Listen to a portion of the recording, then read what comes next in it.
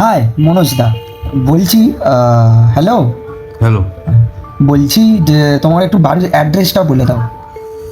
আমার বাড়ি হচ্ছে শ্রী নবগ্রহ কালীবাড়ি, বেনারস রোড, ঘোষপাড়া, সালকিয়া, হাওড়া 11106। আচ্ছা ঠিক আছে। আচ্ছা মনোজদা, আমার একটা প্রশ্ন ছিল। বলছি অ্যাস্ট্রোলজি দিয়ে মানে অ্যাস্ট্রোলজির সাহায্য নিয়ে মানুষের বিভিন্ন ধরনের রোগ বা বিভিন্ন ধরনের শরীর খারাপ কি ঠিক করা যায়? আচ্ছা, প্রথমে একটা কথা বলছি, তুই যে বললি কথাটা, হ্যাঁ, যে এরকম অ্যাস্ট্রোলজি দিয়ে মানুষের শরীর ঠিক করা যায় কি না, তাই তো? হ্যাঁ হ্যাঁ। প্রথম কথা বলছি যে মানুষ ফার্স্ট কৃতকর্মের, পূর্বজন্মের কৃতকর্মের ফল এ জন্মে ভোগ করতে এসেছে, তার প্রারব্ধ কর্মফলটা এই জন্মে ভোগ করতে এসেছে, ঠিক আছে? হুম। এবং এই কর্মফল, তাকে কর্মফলটা যতক্ষণ না সে কমপ্লিট করছে, সে এই মানে এই দুনিয়া ছেড়ে যেতে পারবে না। আর মৃত্যুই হচ্ছে সত্য, আর জগতে বাদ বাকি সবকিছু মিথ্যে। আচ্ছা। এবার যদি ব্যাধির কথায় আসি, তাহলে আমাদের এই শ্রী নবগ্রহ কালীবাড়িতে বিশেষ একটা কবচ দেওয়া হয়, এবং এই কবচের দ্বারা অনেকটা মানুষের রোগ নির্মূল হয়। হ্যাঁ, সেটা মানুষ আশা করতে পারে, এবং এই কবচ আমি দিয়ে থাকি, এবং কিছু মন্ত্র দিয়ে থাকি। এটা ঈশ্বরের উপাসনা করা মাস্ট। ঈশ্বর ছাড়া তো কোনো কিছু সম্ভব নয়। ঈশ্বরকে ধরি সব কিছু আমরা এগোই। আচ্ছা মনোজদা, হ্যাঁ।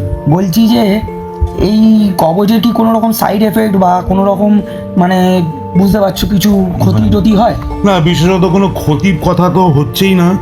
হ্যাঁ, যে কোনো জিনিস পড়তে গেলে সেটার প্রথমে, যেমন হোমিওপ্যাথি ওষুধের কথা যদি বলি, প্রথমে জিনিসটাকে বাড়িয়ে দেয়, এতে মানুষ ভয় পেয়ে যায়। হ্যাঁ, কিন্তু সেটা আস্তে আস্তে সেটা তারপর আবার ঠিক হয়। হ্যাঁ, সেরকম কবচ দিলে তার তো প্রথমে খারাপ জিনিসগুলো কিছু কিছু কাটে, তখন মানুষের একটুখানি বাড়াবাড়ি হয়, এতে তখন মানুষ একটু ভয় পেয়ে যায়। কিন্তু সেটা যদি কবচ একটা মোটামুটি বসতে তো মানুষের সময় লাগে। এবার শরীর অনুযায়ী এবং তার কর্মফল অনুযায়ী, তার দশা অনুযায়ী, অন্তর্দশা অনুযায়ী, হ্যাঁ, তার প্রত্যন্তর দশা, এবং সেই দশাতে যদি তার ভোগান্তি থাকে, তার তো কিছুটা ভোগান্তি হবেই, ঠিক আছে? আমাদের কাছে মানুষ আসে যে আমার দাদা এই জিনিসটা যেন ঠিক হয়ে যায়, কিন্তু ব্যাপারটা হচ্ছে আমরা তো পুরোপুরিভাবে নির্মূল করতে পারি না। হ্যাঁ, আমাদের কাছে এদের কারোর ধর একটা হাত কাটা গেল, কথার কথা বলছি, বা তার কোনো অ্যাক্সিডেন্টালি কিছু একটা ব্যাপার হলো, সেক্ষেত্রে তার শুধুমাত্র হাতের একটা মানে কিছু কাজ করতে গেলে বা এতে করতে গেলে তার বডিতে একটু হাত কেটে গেল, কিন্তু আঙুলটা তার বাদ হলো না। এইটুকুনি করতে পারি মানুষ, 60% করতে পারে, 40% কেউ করতে পারে না। আচ্ছা এই হচ্ছে আচ্ছা। আসল কথা। আচ্ছা, এই গ্রহ মানে এই বৃহস্পতি বা বিভিন্ন ধরনের যে গ্রহর নাম রয়েছে আমাদের, এই গ্রহের সাথে মানুষের ভাগ্যের কি করে সম্পর্ক হয়? মানে ধরতে গেলে কি বলতে চাইছো তুমি? মানে গ্রহ কি করে মানুষকে বাঁচায় বিপদ থেকে? বিপদ থেকে কি করে বাঁচে, তার জন্য প্রতিকার লাগে। এবং মানুষের যে সমস্ত দশা অন্তর্দশা, যে কথাটা আমি ফার্স্টে বললাম না, সেটা হচ্ছে কিনা যে যে কুষ্টির কথা যদি বলে, যে অনেকে যে দাদা আমাকে কুষ্টি বানিয়ে দিন, সেই সময় মানুষ বা মানে জাতক বা জাতিকা যে সময়তে জন্মগ্রহণ করলো, সেই সময় পার্টিকুলার ভাবে সেই জন্মস্থান বা জন্ম সময়টা, হ্যাঁ, মানুষকে পারফেক্টলি কেউ বলতে পারে না। আমাদের একটা জ্যোতিষের গণনার মাধ্যম দিয়ে একটা মোটামুটি 2 ঘন্টার একটা রেখে দেওয়া হয়, যে তার মধ্যে দিয়ে আমরা সেটাকে এই করতে পারি।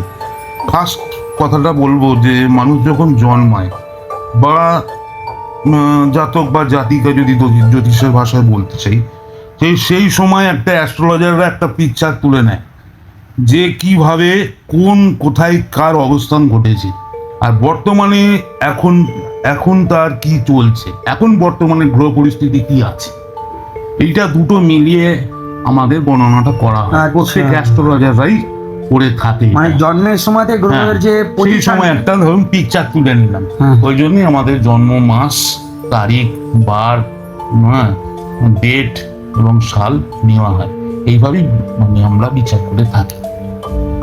সেই থেকেই মানুষের সমস্ত কিছু বৃত্তান্ত আমরা গোষ্ঠীর মাধ্যম দিয়ে, ঠিকুজি গোষ্ঠীর মাধ্যম দিয়ে এটা আমরা মানুষের কাছে তুলে ধরি।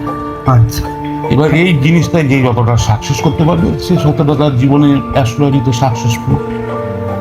আচ্ছা ঠিক আছে, থ্যাংক ইউ মনোজদা, ভালো লাগলো কথা বলে। ভিডিওটা ভালো লেগে থাকলে লাইক, কমেন্ট, শেয়ার অ্যান্ড চ্যানেলটাকে সাবস্ক্রাইব করে দেবেন। তাহলে দেখা হচ্ছে আবার পরের ভিডিও।